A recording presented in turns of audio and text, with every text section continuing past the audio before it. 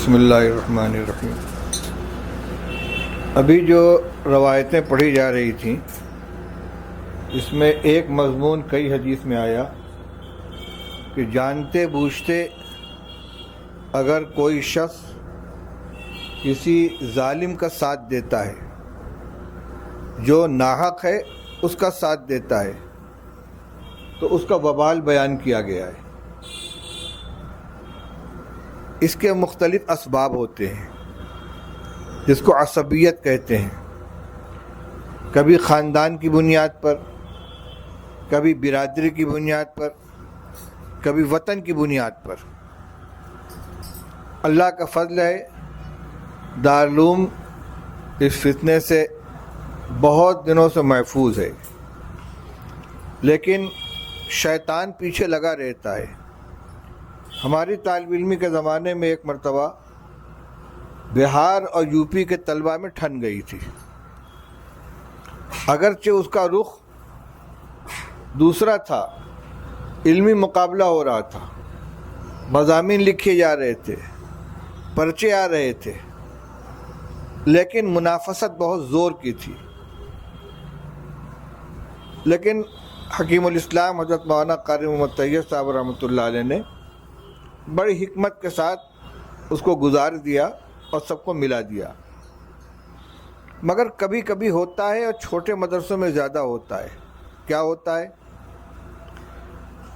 U P کے ایک لڑکے نے ایک بہاری کو مار دیا ہے۔ اب یو پی والے سب ایک ساتھ ہو گئے، بہاری سب ایک ساتھ ہو گئے، یعنی ایک فرد نے ایک فرد کو نہیں مارا ہے، دونوں ساتھی ہیں، ایک ساتھ کھاتے پیتے ٹہلتے ہیں، پڑھتے ہیں، جب تک کوئی بات نہیں تھی، لیکن اختلاف ہو گیا اور ہاتھ چل گیا تو فوراً اس میں ایک یو پی کا ہو گیا، ایک بہار کا ہو گیا۔ یہ جاہلیت ہے۔ حدیث میں واقعہ بیان کیا گیا ہے کہ ایک صحابی جن کی مزاج کے اندر مزاح تھا، مذاق کرنے والے، دوسرے ساتھی کے ساتھ انہوں نے کچھ مذاق کیا اور ان کو غصہ آ گیا، انہوں نے ایک تماچا مار دیا۔ جب انہوں نے تماچا مارا، انہوں نے آواز لگا دی، کچھ ان کے حمایتی آ گئے، انہوں نے کچھ آواز لگائی، ان کے حمایتی آ گئے، یا للانصار یا للمہاجرین، چلو انصاریو، چلو مہاجرین۔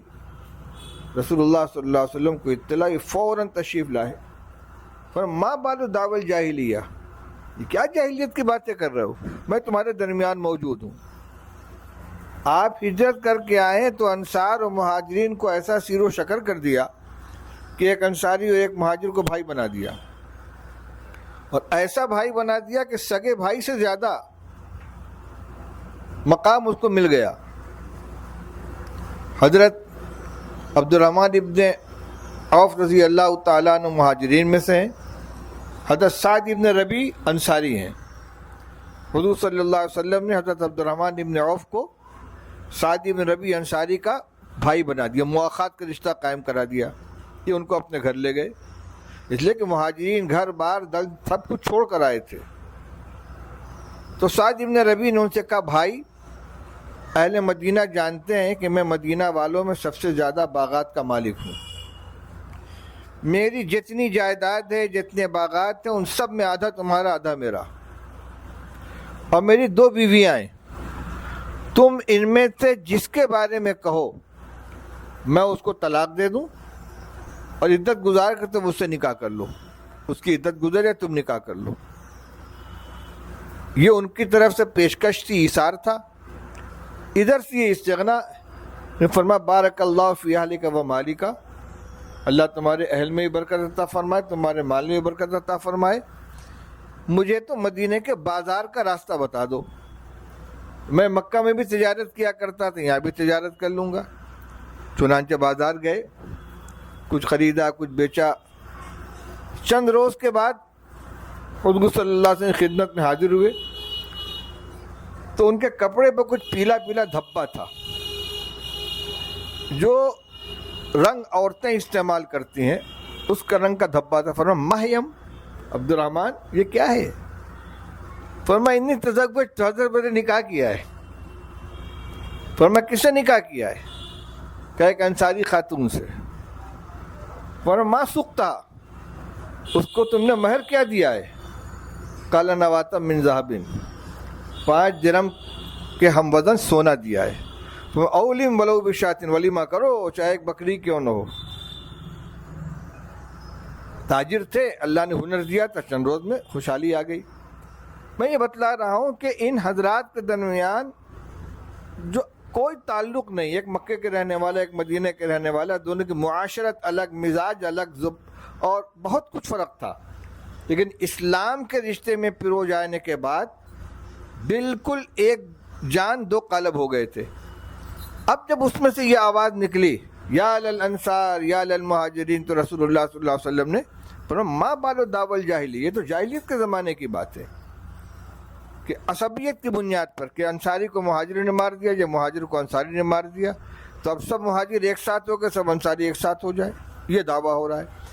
بہاری اور یوپی والے سب ایک ساتھ ہو جائے اور بہاری سب ایک ساتھ ہو جائیں، یہ نہیں دیکھنا ہے کہ زیادتی کس کی ہے، یہ جاہلیت کی چیز ہے۔ اس میں اگر کوئی شخص جانتا ہے کہ میرا ساتھی غلطی پر ہے، چاہے اس کا ہم وطن ہو، چاہے اس کا دوست ہو، اس کا رشتہ دار ہو، اس کو اس کا ساتھ نہیں دینا چاہیے۔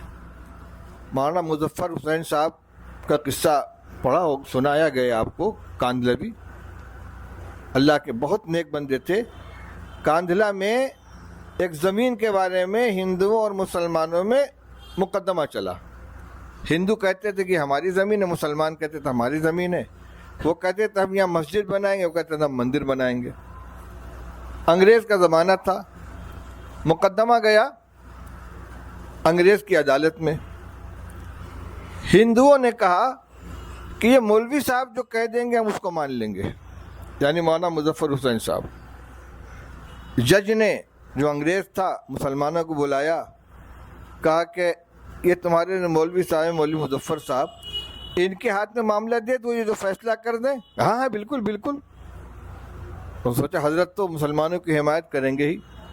جج نے بلایا ان کو کہ مولوی صاحب یہ جو جھگڑا ہو رہا ہے زمین کے بارے میں، آپ بتائیے زمین کس کی ہے؟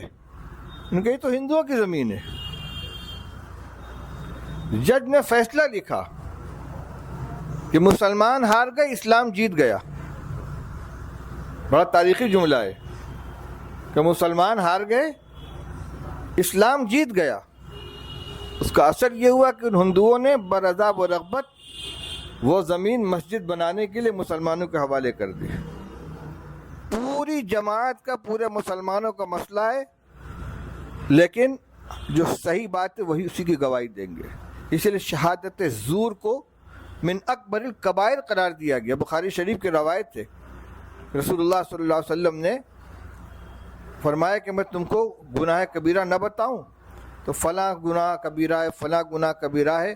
1 2 شمار کرنے کے بعد آپ ٹیک لگائے بیٹھے تو سیدھے ہو کر بیٹھ گئے۔ فرمایا الا وقول زور، الا وقول زور، الا وقول زور۔